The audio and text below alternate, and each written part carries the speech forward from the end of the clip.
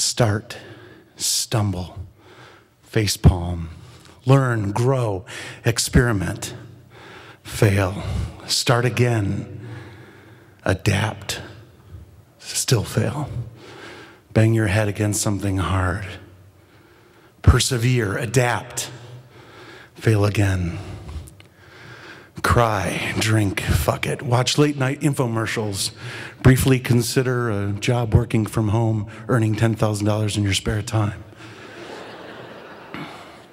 Dust yourself off, jump back in, fail faster, fail again, succeed, celebrate, be labeled overnight success, secretly flip off everyone who calls you overnight success, punch back in and fail again, iterate and fail, repeat and fail, succeed. Failure is a step. It's not the destination. Failure comes first and hopefully not last. If I look at my life as a failure, I really am well-versed. From falling upstairs and falling down, sold my Apple stock at 20, wore white after Labor Day, no matter how you look at it, as a business owner, I've really had some remarkable things. And in the pop culture and fashion magazines, the last few pages, they always black out someone's eye and they say, they're doing it wrong, or I can't believe they wore this. If business magazines had that, it'd be like, area entrepreneur fucks up again. Whether it be funding or finance or hiring or firing, AP, AR, HR, CYA, I have screwed the pooch in just about every facet of a business there is to. But I'm always trying to be this heretic, trying to help people innovate. And as a creative director, I get to go in companies and I upset the apple cart and I light fires, and it's so much fun. And then you look at your own life and you realize the ass most in need of kicking is right behind you. If I could ever walk into my own office and just go to a whiteboard and say, let's look at everything you're doing wrong, because really there's no shortage. We hide behind the cobbler's children never have no shoes. That's such a bullshit excuse, isn't it? But it's not a fear of failure that really is my bugaboo. It's comfort. It's complacency. It's having a little bit of success and then kind of plateauing.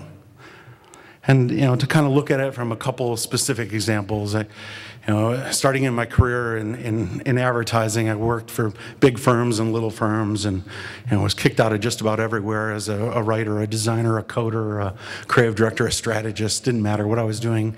Didn't last long. And I finally found an agency where I really felt I could grow, and I was there for a few years and moved through the ranks quickly, and got my own department, and really got to fly over the country just coming up with crazy ideas and upsetting the apple cart, and it was so great. But I still always had this dream of wanting to have my own agency. Well, first I wanted to be a jingle writer.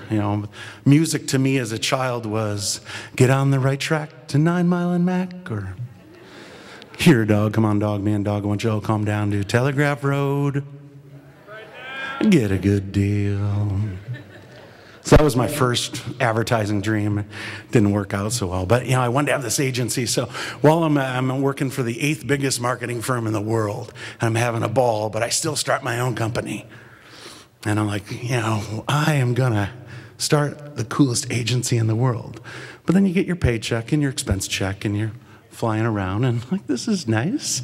They're velvet handcuffs, which is very popular in some circles. So I never go, I never do it, because I'm comfortable. I'm successful enough. And go through a few different regime changes at the agency, and a new executive vice president comes in, and she calls me into her office and sits me down, and this is a quote. She's like, Charlie, We love your enthusiasm. We love all the big ideas. But really what we want you to do is come up with new ideas we've done before.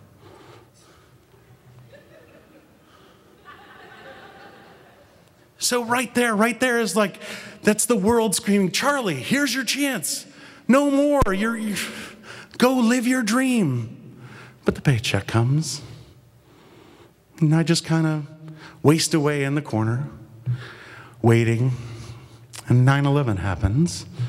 And here come the cuts in all the business offices. And suddenly, I'm a reluctant entrepreneur. It took someone else to make me the entrepreneur.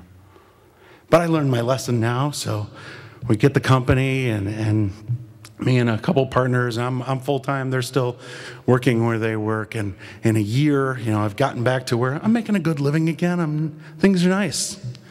And complacency sets in again until my two partners get kicked out the door, and suddenly there's 3 mouths to feed.